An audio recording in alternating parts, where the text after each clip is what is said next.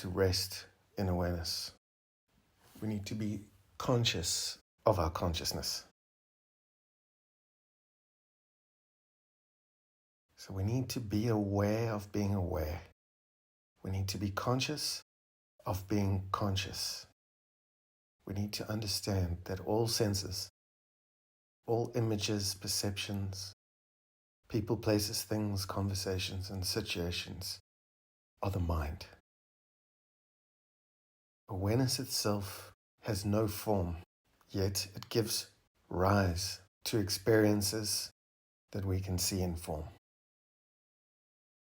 We can experience sound, touch, taste. Awareness is nowhere, yet it allows us to experience time and space. Our conscious awareness is who we really are. It is not the chatter of the mind. It is not your thoughts. Growing up and developing personalities, we've developed a belief, a wrong belief, that as we think, we are. But as we contemplatively think, as we consciously think, so shall we be.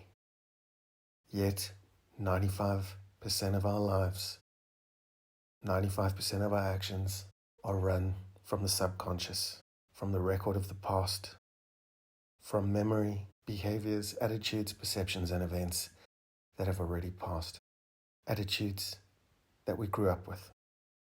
Your sacred self is not subject to death or form. This sacred self is our true self, or our soul. In Christianity, there's a famous prayer called the Lord's Prayer. You might know it as, Our Father, who art in heaven, hallowed be thy name.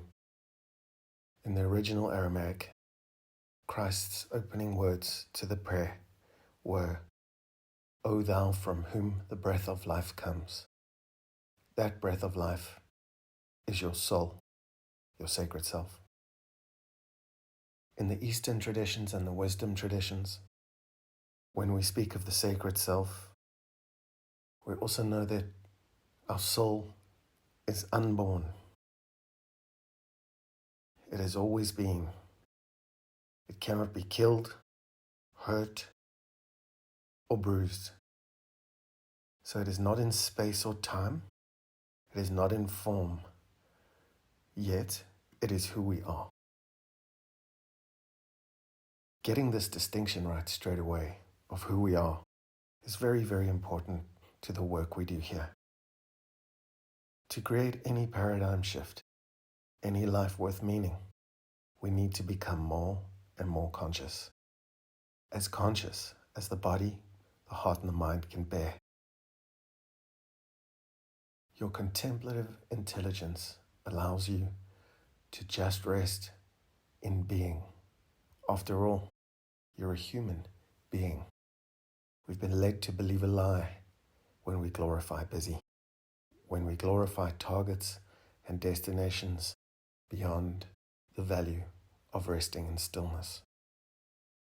We forget the value of peace and the consequences of no peace.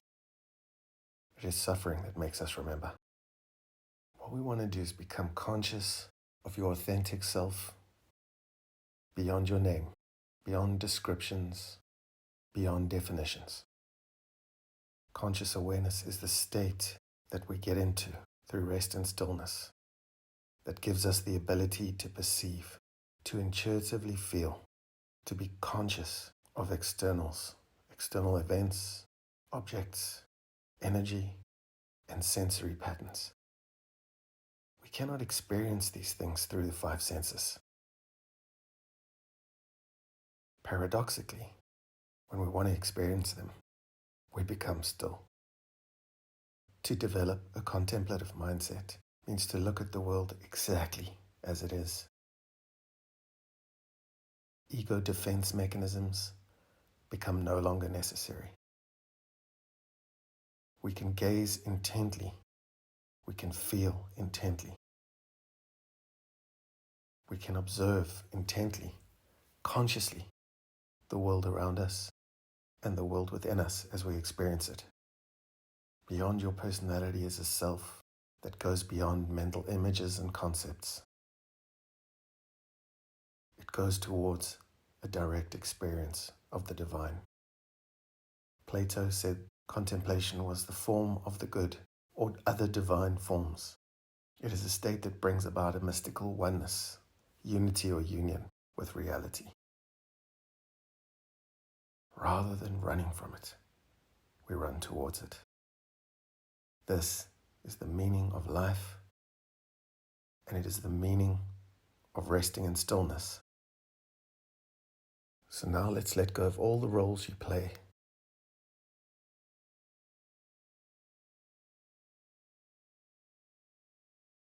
Let's let go of all the roles you play as a human being. All the masks you have to wear, all the hats you have to put on. Let's rather look at awareness and consciousness. The roles we play are part of the scenery. As William Shakespeare says, all the world's a stage, and all the men and women merely players. They have their exits and entrances. And one man in his time plays many parts, his act being 7 ages. Through our lives, of course, we play the parts of the infant, the lover, the foolish and the wise, the youthful and the elderly. Shakespeare stated that this would all end in a second kind of childishness and mere oblivion. Sans teeth, sans eyes, sans taste, sans everything.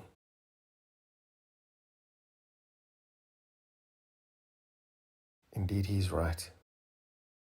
We will move past the teeth, the eyes, the taste, and everything else. We will move past our 5 senses, our attitudes, traits, thoughts, feelings, and perceptions. We'll even move past our personality itself. Spiritual awakening is waking up from the projections of the body, heart, mind, of our environments and our worlds. Just be conscious of being conscious. If we grasp and hold on to form, whether it's clay or even a thought, we experience a kind of suffocation. That's what holding on does. That's what clinging does. Letting go is freedom. It's bliss. It's consciousness. Before we begin, take a deep breath. Take a deep breath as you settle into being.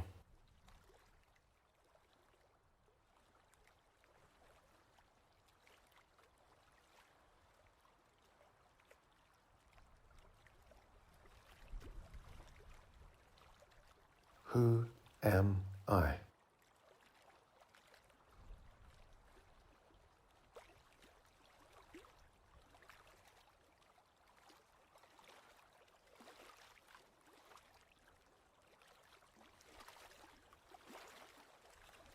Ask yourself, am I where I have been? Is that who I really am? The mind can tend to think so.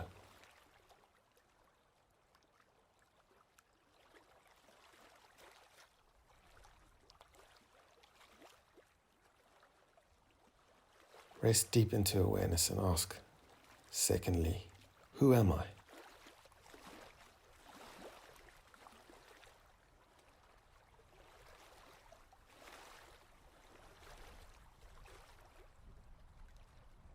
Who am I?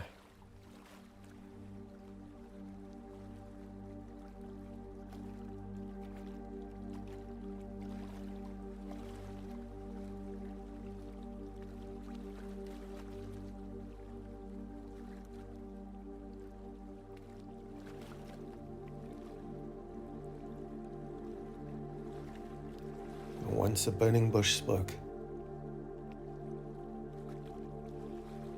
And once a burning bush was ablaze with divinity.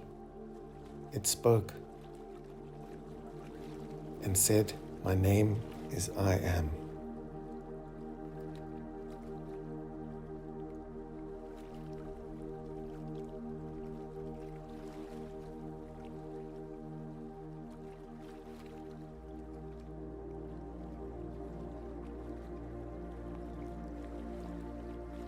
Who am I is doubt laced in uncertainty. I am is divine. When we can answer, who am I, with I am, we have arrived. We will have arrived at authentic self, our true natural state of being. Third, we ask, am I? Am I really where I am now?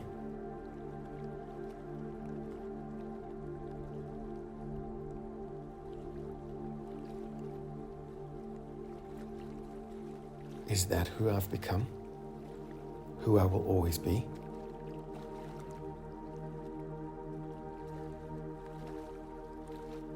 Or is that awareness changing?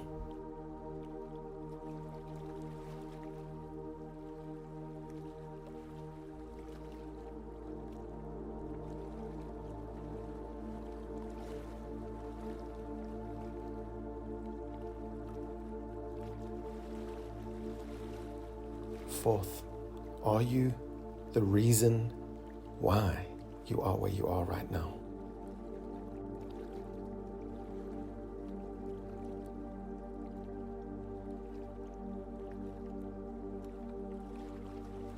Is it because you've done things, responded to life, that you're a certain way? That you've become a certain being, static? Is that who you are?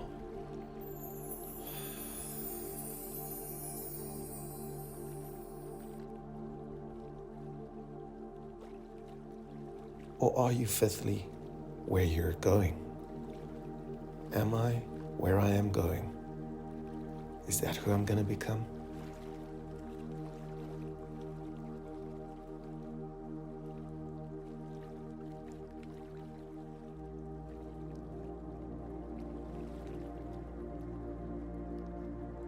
Life is a ceaseless, conscious change. What am I?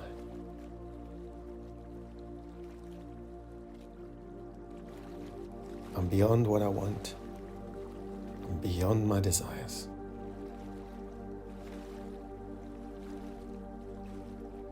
Look for a feeling. Rest in awareness. Look for a feeling, a thought, anything that comes up.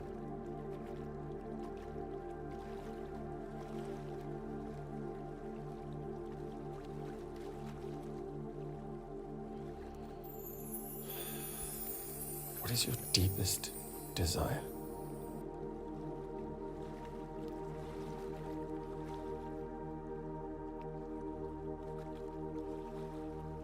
What is the meaning of my life?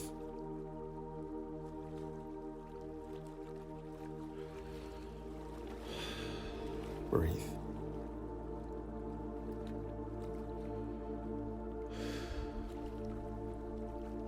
What is my purpose? Rest in the awareness of who I am.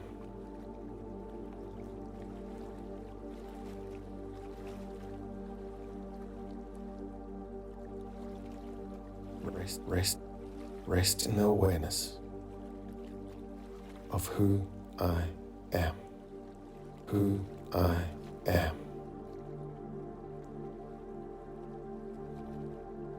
Awareness of who I am. Who I am.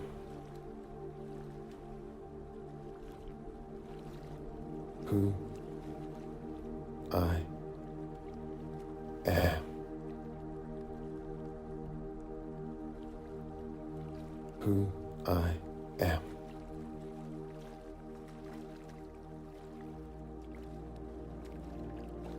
I am.